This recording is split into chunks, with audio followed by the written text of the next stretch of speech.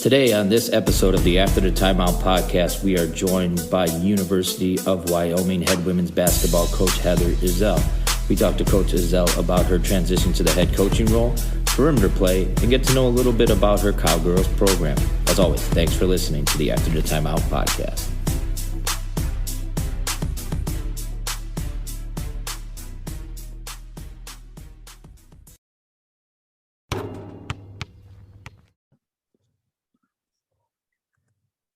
All right, Coach. We usually open with the opening tip, but I'm gonna go audible here. I was looking on your Twitter today. I'm gonna go pre-opening tip. I saw some M&M shoes. Maybe you're yeah. You got to talk about those. Where?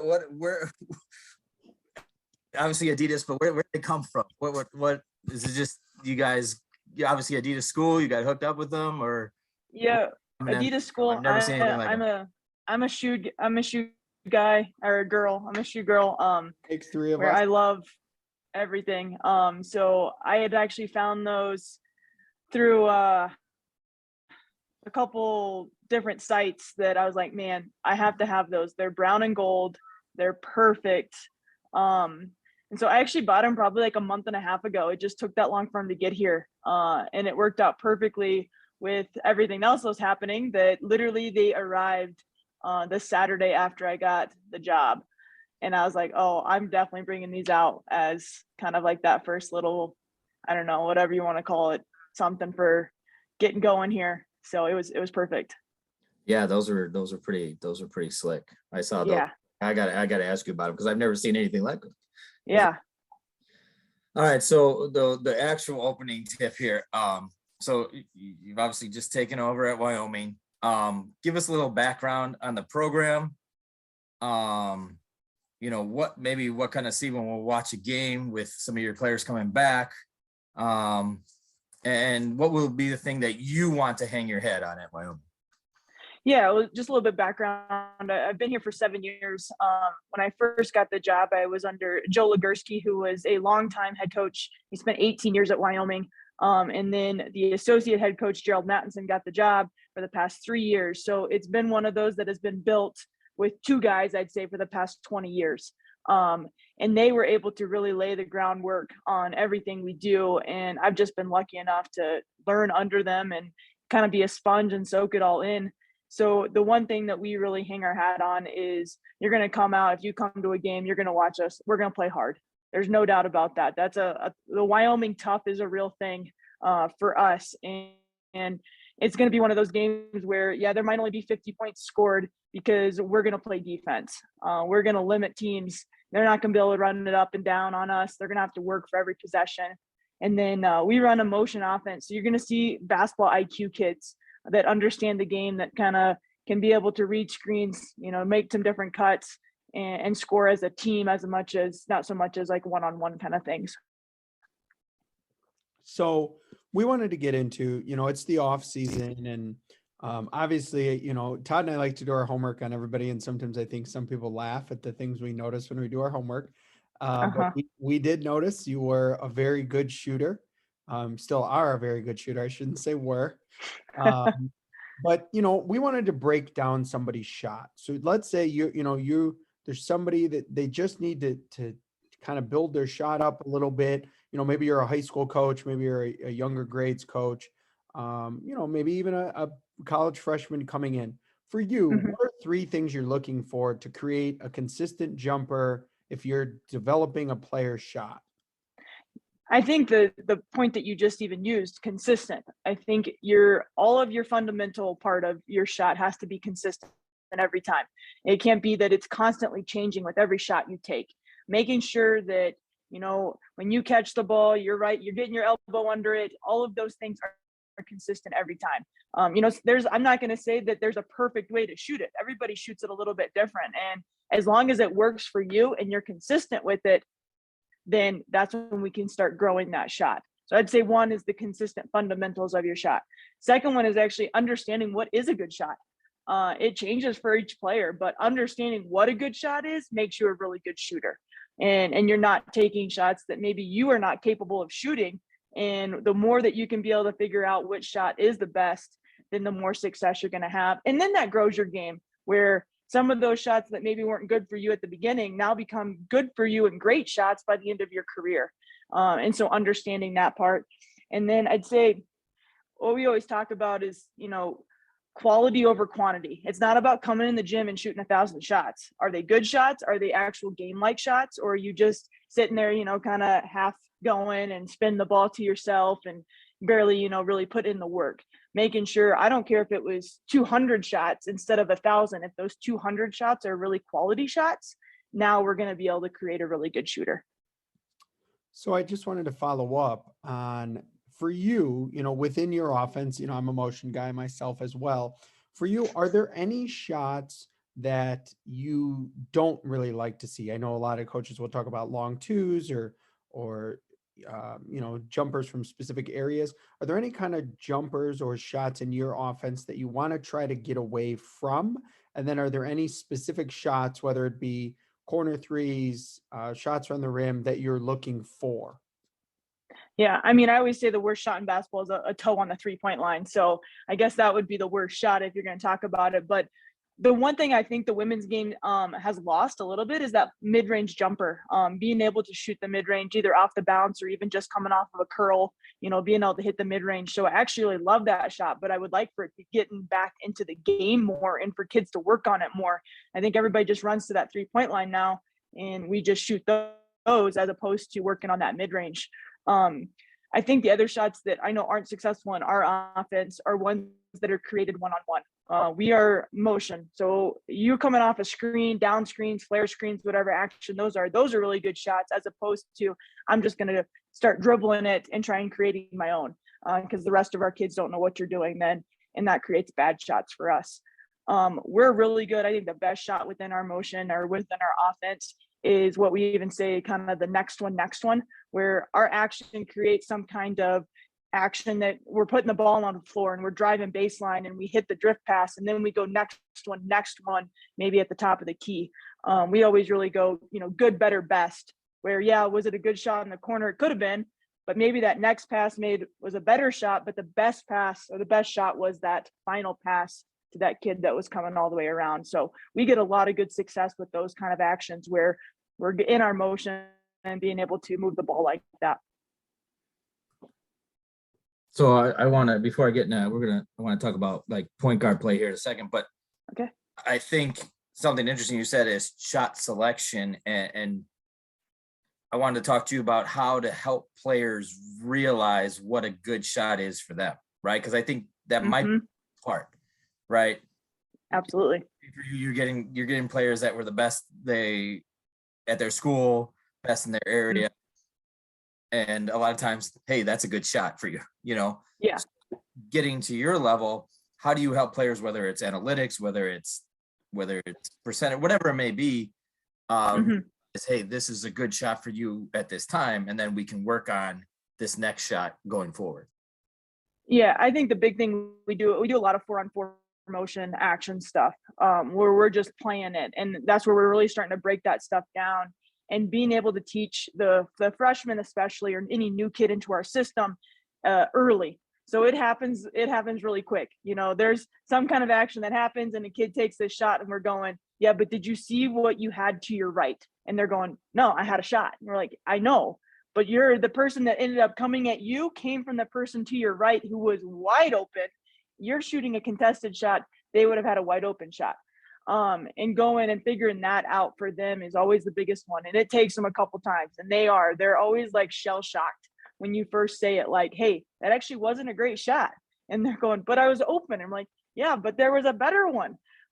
So just teaching it, trying to break it down in practice. I think that's the best way that they can understand that. We can watch film on it too, but I think trying to catch them in that moment, right when it happens. And so we'll do that a lot early in our first couple practices that we're still trying to get, everything put in where we can be able to stop that and try and get those kids to understand what the good shots compared to the better shots are.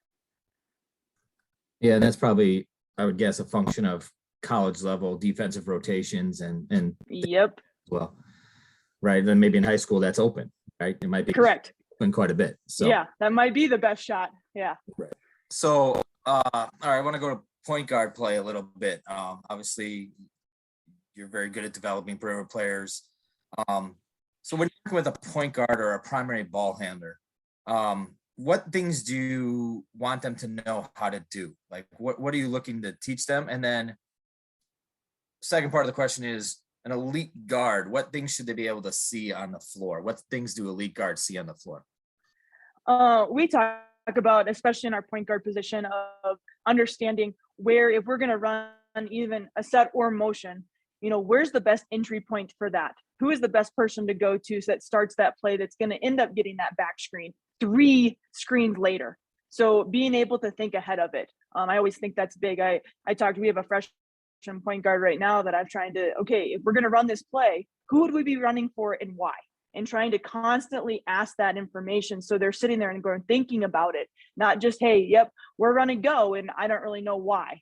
And understanding the bigger picture of it and trying to really get that where they know, okay, if we're running this set and I start the ball to the left, that means that person's the one that's going to get the last screen of that play where we think is the best opportunity.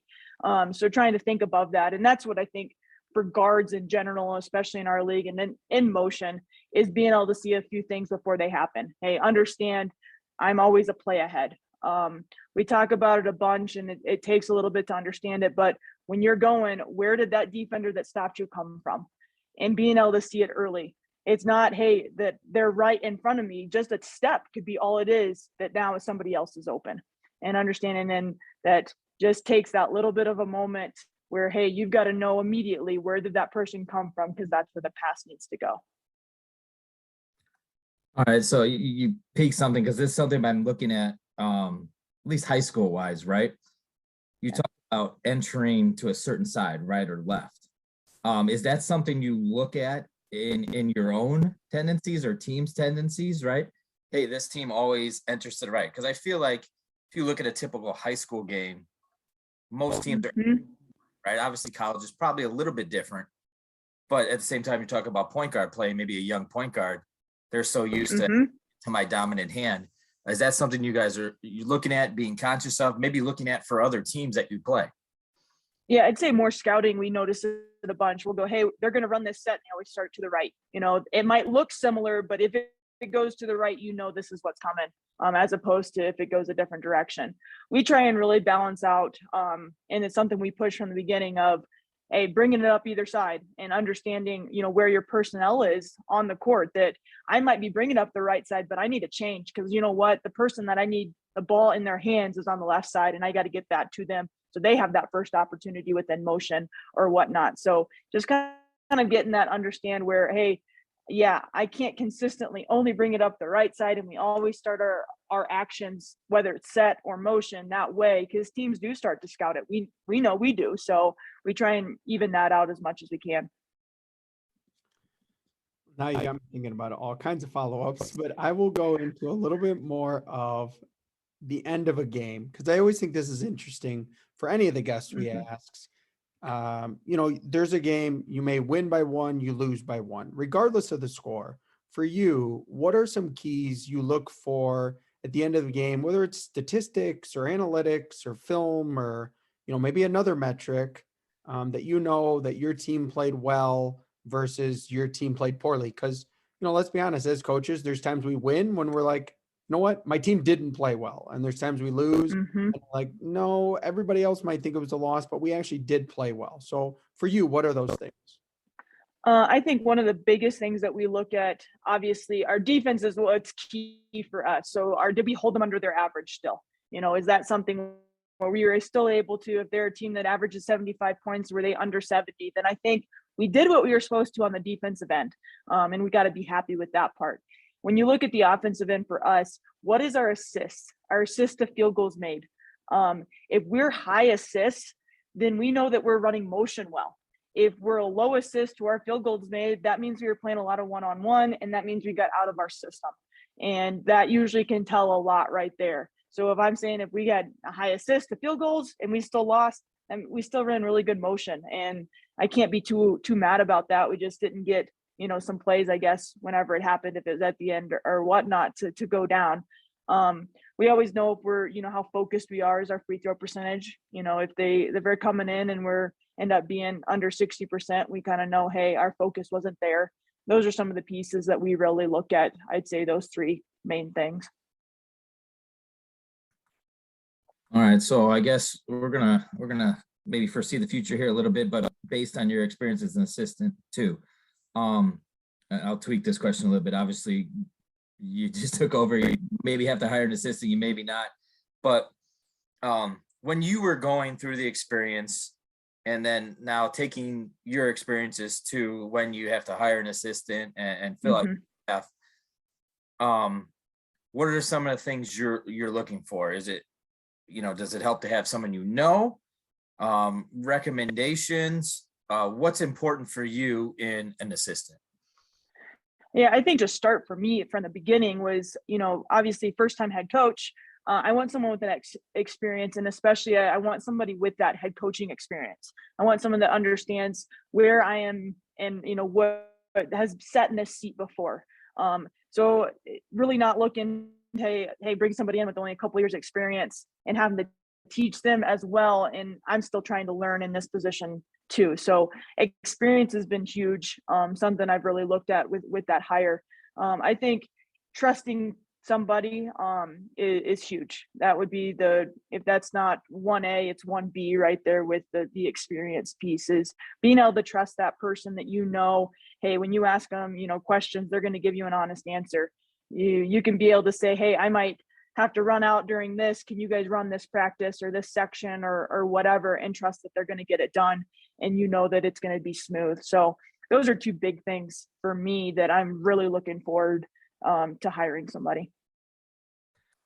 All right, so I'm going to follow up a little bit and take it more to just I guess we'll go back to when you were assistant and you were applying for these jobs and interviewing. Because, we have a lot of listeners who are high school coaches, maybe assistants. So what are some of the things that you maybe learned, I guess, in general that coaches were looking for, and that you tried to do and put forward promoting yourself as when applying for assistant jobs or, obviously the head job? Yeah, I think the big thing is you got to know what you're really, really good at. And you got to really start trying to build that around, okay, I know I'm really good at recruiting, but knowing that that's not all the job is. And being able to say, okay, can I scout? Can I game plan? Can I, on court teach? And I think that's always the tough one, is that some of these younger coaches that are just trying to get in it, just hold on to one thing and say, well, I'm really good at this. Yeah, but when you become an assistant and when you start moving up that ladder, the more that you're able to do and the more that you're able to cover only makes, the head coach's job easier, and you can be able to continue to move up that ladder. So being able to add all those different branches to your tree is huge. I always say too, and it's the thing that everybody says when you're applying for a job, you got to make yourself stick out. You got to be different. And I think in today's world, with the way that everything is, everything is just an email, a text away. But we've gotten away from that in-person, maybe even just a phone call, but even that in-person connection of going, what, I really want to work for this person. I wonder if I drove and met them in their office in person, would that actually be the thing to do? And I think we've gotten away from that. And I would recommend anybody that, hey, if you're going, I really want a job at this place, and University of Wyoming, great example. We have an opening, right? I've gotten tons of emails, but I wish somebody would just walk into my office and say, hey, coach, I know you have an opening. I'd love to just introduce myself. Here's what I think I could bring to the table. Here we go. And that would just blow you away, because we don't see it anymore. So now I'm going to tweak it only because I've had this experience as a head coach. Let's say you hire someone down the line, maybe it's a year into it, a year and a half into it, and you realize that person is just not a good fit. How do you think you would go about handling that? I think the communication piece on that is huge. As long as that you've had a really good conversation of expectations and what you want from that position from the very beginning, and going, hey, you told me you could do this, this, and this, and we're kind of falling through in some of these areas, and having that conversation of, hey, these are the expectations I laid out, and unfortunately we're falling short. So where can we figure out this? Is this the best fit? or, are we needing to do more professional development to help you get to these areas? But just that communication factor and those expectations already laid out is huge, where I think it goes across the board for assistants, for staff, for players. If they know what's expected, then I can have this conversation with them at the end of the year and go, here's where you were, but this is where we talked about you being. And then it lays it out a lot easier, and we can be able to have that dialogue of, okay, well, I thought I was doing better, or vice versa. All right. So this is definitely more towards the off season now. So for you, obviously on the Division I level, there's strength and conditioning coaches and nutritionists and things along the lines of working, together as a whole for the group of players. But for you, I wanted to talk about strength and conditioning. For you, what do you want to achieve this offseason as far as strength and conditioning? And then maybe a second part, is there any specific like preseason test or metric that you and your staff use to kind of know your players are at a specific level as far as maybe conditioning going into the year? Yeah, so we're very unique here, and something that we're going to stick with, even with me taking over, is we don't require kids to stay in the summer. We have a handful of international players that's the only time they get to go home. So I don't think it's fair to say, oh, well, you six, because you guys live in America, have to stay here, but you six, because you're internationals, you guys get to go home. So it's completely volunteer based. If they want to stay, they're more than welcome to, but it's not required. So that kind of changes that summer strength and conditioning program where we send it home with them. And, I know some days they're going to do it, some days they're not. That's just how it is. The one other thing that's unique for us is that the elevation that we play at. It doesn't matter what you do all summer. If you go back and you're at sea level and you're going to come back up to 7220, you're going to struggle. And it just happens. There's nothing you can really do about it besides, coming up here more in the summer or coming up here earlier. But it's going to always take a few days to get those lungs back. So we really focus in the fall of that conditioning piece. The strength piece, for the most part, our kids do a really good job of being able to do that on their own in the summer and keeping that level where we might have to build back a little bit in the fall, but not as much as the conditioning piece. So we really try and hit that. And we don't really have, in a sense, a metric.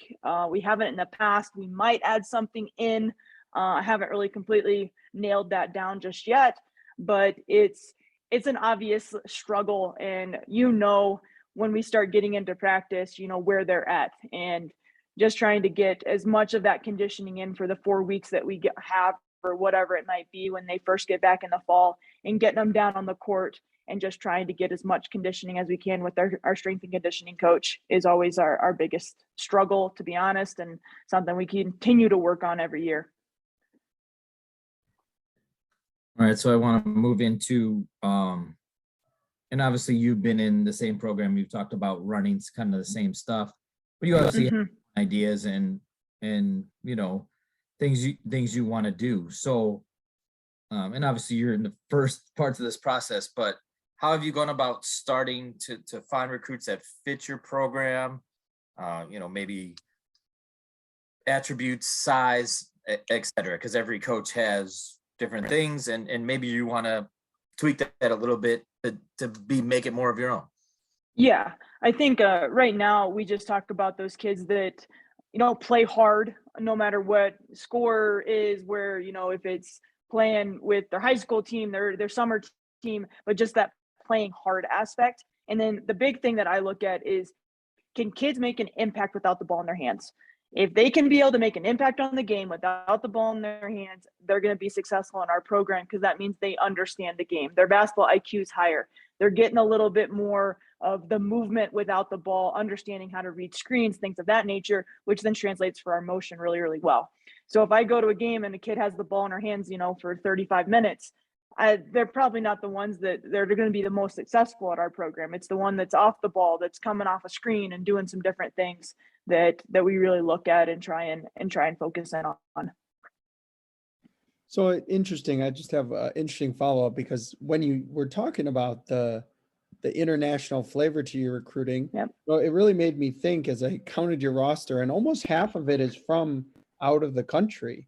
So I guess, an interesting follow-up for me is, how do you kind of blend these different personalities? I mean, when I looked, not only are there, kids from Australia and Wyoming and Spain, and Croatia, but as I kind of said, then there's like Idaho and Wyoming. So how does that all kind of blend together?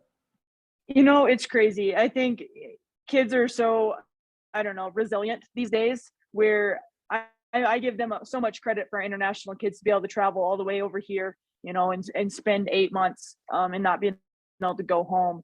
But it seems it takes about that month for them to just get acclimated. And then we notice where it seems like our American kids, some of their best friends are the internationals, and they just click. And where we've seen it, even where I've had kids graduate now that they are visiting, still. And we had one that was living with one of our international kids' families while she was over traveling and things like that, where they just create that connection so easy. I think, in the big picture of it, doesn't matter if you're in Croatia, if you're in Spain, if you're in Washington, if you're in Wyoming, the everyday, the basketball is still basketball. Girls are still girls, women are still women. Everything that we're doing, they still enjoy, if it's TikTok or whatever the new trend is. It's the same over there is here, and they end up all enjoying and I don't know, I think half of them are on TikTok now together doing the videos, whatever. So whatever it works to create that connection I'm all for it, and they love it, and they all get along really, really well. I popped something up in my mind too.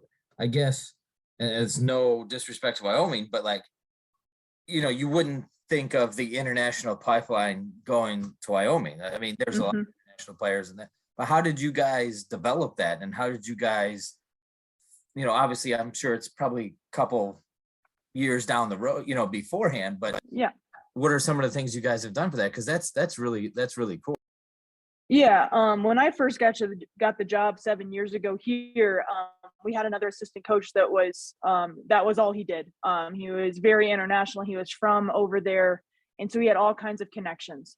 And so we leaned on him really, really big, and he was able to kind of start that process for us. And ever since, it's like it only took to get a couple, and then even after he's moved on to another job, we've been able to keep that going just because we have them. And it's like, I think those international kids, as soon as they see those on their roster, like, oh, you've got a kid from Spain, oh, you've got a kid from Croatia, Yep. Like, what's different than me from wherever coming to?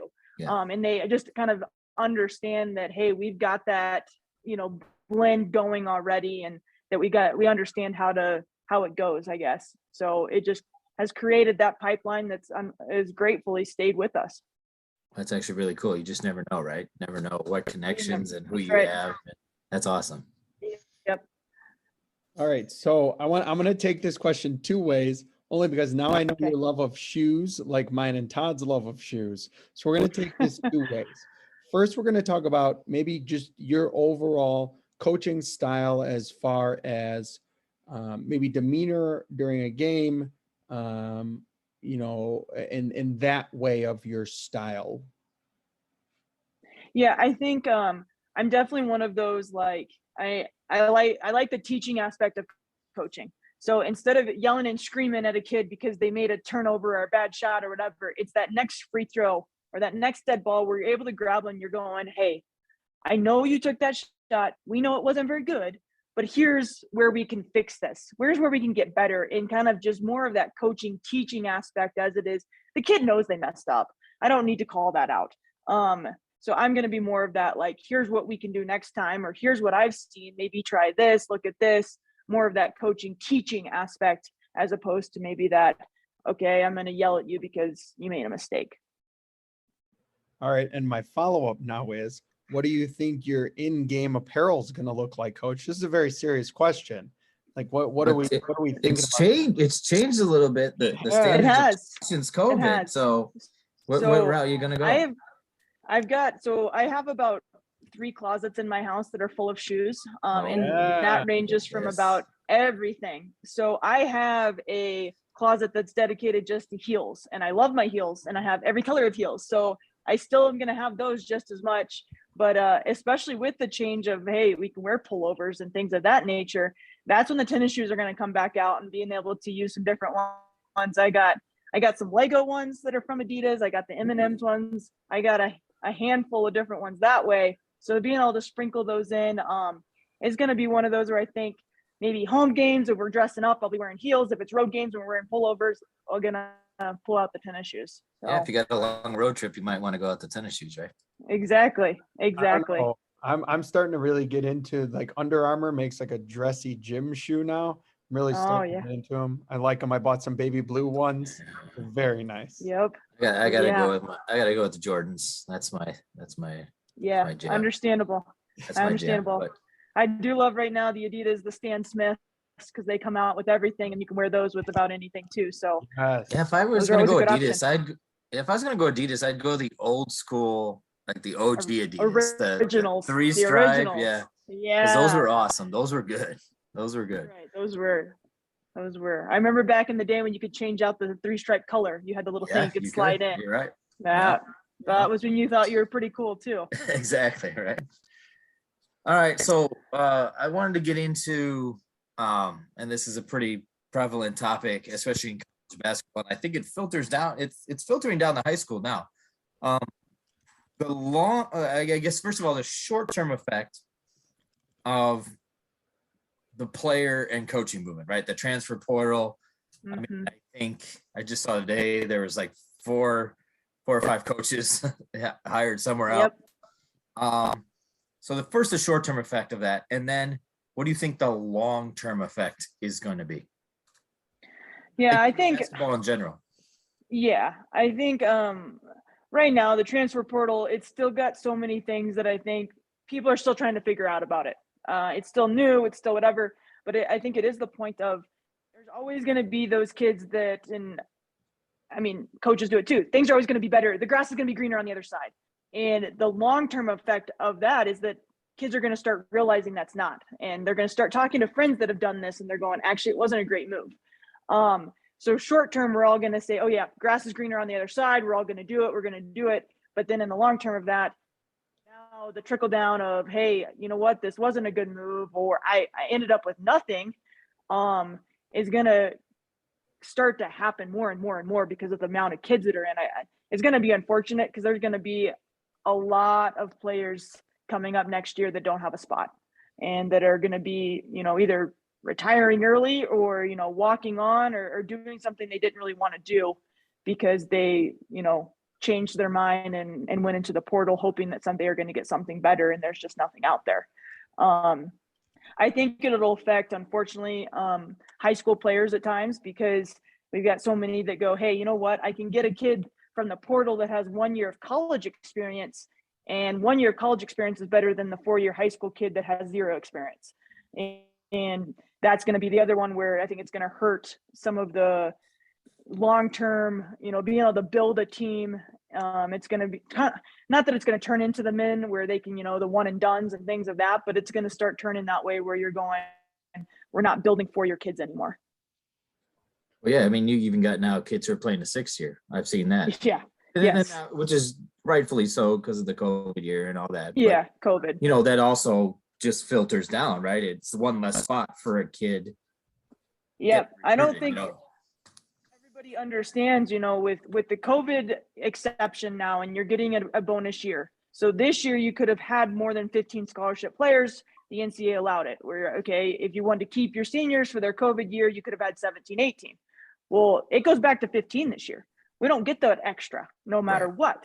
So we had to go ahead and prepare for, okay, are our seniors staying and, change that recruiting class. Well, that's why you're seeing some transfers as well, because they're going, I already signed these kids. These kids already committed. I don't have a spot for you to stay now. You're going to have to go somewhere else. And that's where the part where there's going to be a lot of movement in that case, just because there is literally no spots available. No, I do. I think, I have a couple of players that are playing college basketball and they're coming back for their 5th year. And, their coaches were even talking to them about, like, they may only recruit 1 freshman or 2 freshmen just because that's all the spots that are left. Exactly. All right. So as we get into our last 2 segments, our first one we call 30-second timeout. This is kind of your platform. You can talk about whatever you want. It doesn't have to be basketball related. You could talk about, you can talk about yourself, your family, your program, an organization you're passionate about. We've had people talk about their spouses. We've had pretty much everything in this segment. We had one People coach ask us questions. Yeah, we had one coach turn it back on us. So kind of anything you want to talk about. Well, I think the big thing of what has, I always said when I first moved to Wyoming, I'm like, okay, I never lived out here. I wasn't sure what to expect. And I have fallen in love with what Wyoming is all about and what's around here. So for instance, I think it was about year 2 I was here. I bought a $800 camper that was completely gutted and I rebuilt it from scratch. And I started taking it with it because within about 6 hours of Laramie, Wyoming, you can get to some awesome places, and started traveling. And so me and my significant other have done about everything you can think of with that camper. We finally sold it and upgraded to a little bit nicer. It was kind of time for that, upgrade of we've done everything we can with this one. So I love the camping. I love everything about getting outdoors, the hiking, and all of that I think when you think about Wyoming and, everybody knows Yellowstone and the Tetons and all that, but the hidden gems that are around that are close is just awesome. And it's one of my favorite hobbies. And everybody's told me now that you're a head coach, you got to still find time to do that because getting away and getting outdoors is some of the best medicine you can possibly give yourself. That's probably going to fit right in, John, to our quick hitter. Yeah, she hasn't experienced the quick hitter segment yet. Let's see what she thinks after. So we got quick hitters. Okay. We're just gonna ask you random stuff. Some's about basketball. I think most of yours isn't really necessarily about basketball. No. Not at all, really. Okay. So, yeah, we'll get after it. All right. So the first one, obviously, you are the coach of Wyoming. Wyoming is known for their national parks. You kind of led into it. Do you have a favorite national park, you would say? Oh, as of what I've been to, probably Arches, over in Moab, Utah. But I have Glacier and Zion are on my next to-do list. So these might trump them because I heard they're amazing. All right. So a fun fact about living in Wyoming, something that people might not know. Oh, gosh. I'd probably go with that we have, even though I know weather's crazy up here, it's like an average of over 350 days of sunlight. The sun shines. It could be -10 outside, but we have sunshine. And I think that's sometimes one of those things where you're going, okay, even though it's cold, you see the sun, it helps. It helps big time. Yeah, no, I like that. I did not know that. I just learned something. Yes. All right, your favorite Western movie, or favorite cowboy, cowgirl themed movie? Tombstone, hands down. Okay. Yep. That's funny. All right, we're gonna go, and this is not even Wyoming because you go to Wisconsin and have this, but bison or elk meat? Oh, I can't go wrong with a good bison burger. See, there you go. I didn't want to be too stereotypical, like thinking Wyoming, but like you literally can go to Wisconsin. You literally can go to Wisconsin, get far enough, and you could have the same. Yeah. Well, so, I think I wasn't trying to be stereotypical. No, I think, Coach, you also grew up in Missouri, didn't you? I did, yes. So I mean, we're not that off. It's not like she grew up in Florida and we're asking her about bison and elk. No, I know, right. But you don't want to stereotype, you know. All right, so I saw that you were tied for the Iowa State women's basketball leader in three-pointers made. So for you, best shooter you ever saw in person, men or women? Oh gosh, that's tough. I mean, I've been to a lot of different games. It's hard for me not to say Steph Curry. That's tough not to say. If I was looking at the college game though, I would probably say JJ Redick. Okay, excellent. Yeah. All right, so here's a basketball philosophy question. All right, okay. You're up 3 seconds left. Opponent has the ball. They're in the 1-and-1. You fouling or let it play out? I'm letting it play out, especially because women's basketball doesn't have the 1-on-1 anymore. We have 2 shots only. I forgot about that. I forgot about that. Yep. But we hang our hat on defense. I've always thought that too. Is 3 seconds is enough time. You got to play it out. Okay. All right. Last one, only because it's tonight. Who you got North Carolina or Kansas? Oh, gosh, this is tough for me because I'm a huge Duke fan. I love Coach K. So Okay. with Duke getting beat last night, I'll probably then have to go the Big 12 roots here and go with Kansas, being a Big 12 kid. So I gotta, which is tough because I was from Missouri. That's a tough one to admit to, but Yeah. I'll go with the Big 12 and KU. Well, Coach, we really had a lot of fun. When I saw that you were taking over at Wyoming, it was definitely a unique guest that we wanted to talk to, and we were really excited that you agreed to be on. So thank you for joining us, and this was a really fun episode. Yeah, I really appreciate you guys having me. Thank you very much.